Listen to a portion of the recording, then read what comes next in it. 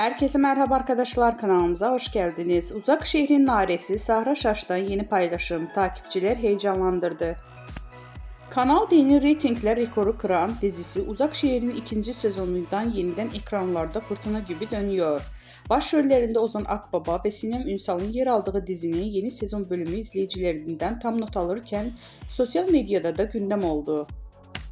Dizide Nare karakterine hayat veren başarılı oyuncu Sahra Şaş, Instagram hesabından yaptığı paylaşım ile takipçilerini heyecanlandırdı. Şaş'ın yeni sezon setinden paylaştığı fotoğraf kısa sürede binlerce beğeni aldı. Ayna yapım imzası taşıyan Uzak Şehir, yeni sezonun yeni bölümleriyle rekor kırmaya devam ediyor. Dizi hem reytinglerde zirveye yerleşti hem de sosyal medyada en çok konuşulan yapımlar arasına girdi.